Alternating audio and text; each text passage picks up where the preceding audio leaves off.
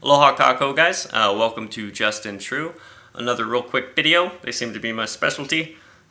Just going to be going over really quick naval movement going on across the board, which we need to be, sorry about the phone, I'll try and keep it steady, which we need to be aware of. First of all, obviously the Ukrainian Crimea Sea incident that happened with Russia, where they not only rammed a vessel but took 20 or so soldiers hostage, breaking Geneva Conventions. And then also we see in the Yellow Sea and in the Pacific with the contested man-made islands, China has some of the largest fleets in the ocean now in the Pacific, faced towards us contesting in the contested water down there in the sea,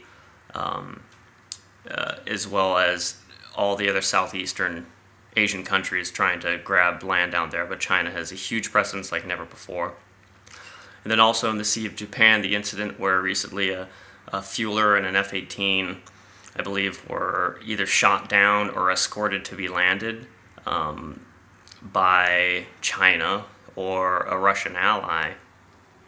And then you have a Spanish and English Navy going at it near Gibraltar, over contested English water, and Spain is trying to get its property back, basically. In the Pacific, you have the naval fleet out of Pearl Harbor being deployed western, with its large X-band radio, which is like a 30-story radio for subs.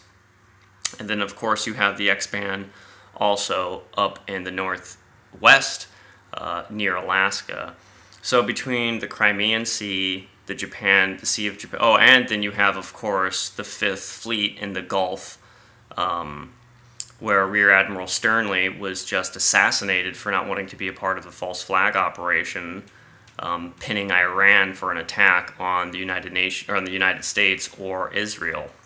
So between the Gulf, the Crimea Sea, Gibraltar, the Sea of Japan, the Yellow Sea, the Pacific, and the Western and Eastern Pacific, and then even nuclear subs going around on the East Coast, and then Northwestern X-band radio, there is naval movement happening, because some of the hardest and most challenging movements to be made in wartime is naval movements, because they are essential for forward operations. They're essential for establishing forefronts and for land grabs.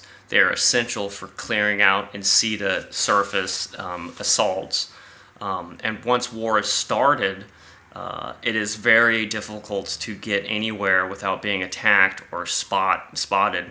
So in my very humble opinion, it is us who are trying to maneuver our naval vessels in areas of contention and in areas where we'll be able to have a effective offense and effective defense against our enemies and with our allies throughout the Gulf, the Pacific, the Japan Sea, the Yellow Sea, the Northeast and down here in the Pacific, all the Crimean Sea and around the Ukraine, and Spanish around Gibraltar.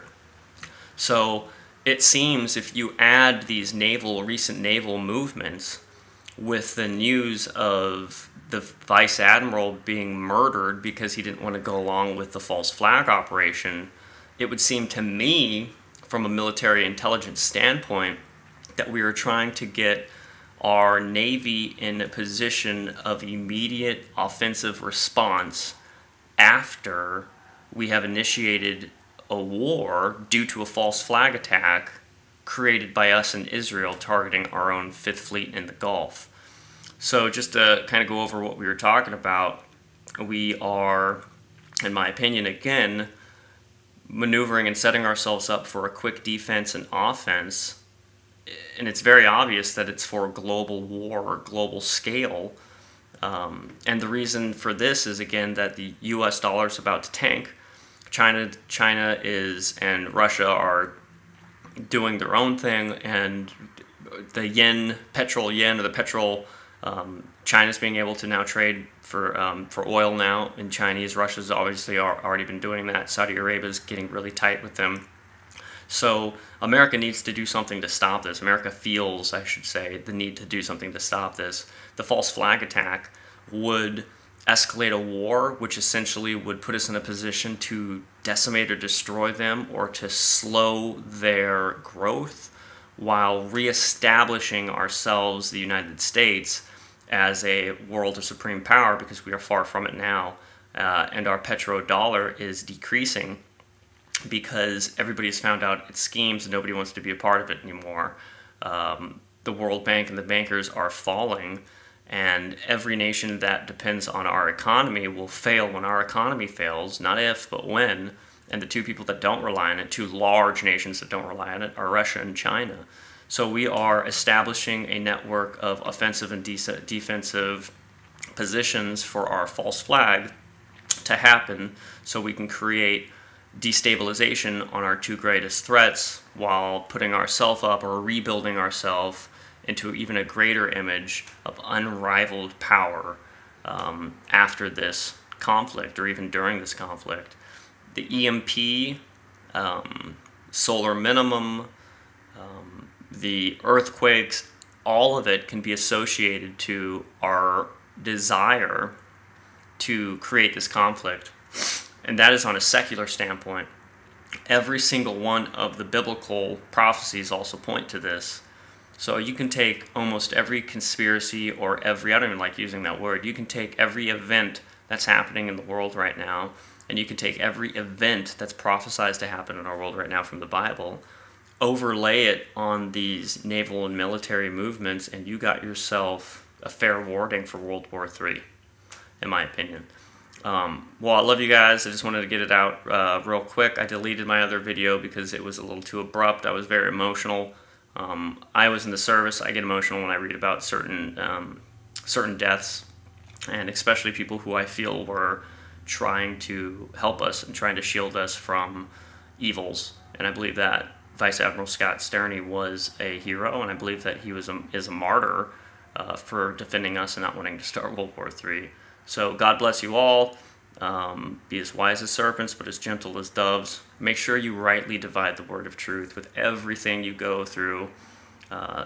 Every bit of information you get, hold it up to the scripture and hold on to that which is good, okay? See that no man repays another for evil with evil, but instead seek after that which is good for one another and for all people. And in doing this, we just make the world a better place. Again, love you guys. You have a great day. Mahalo for stopping in.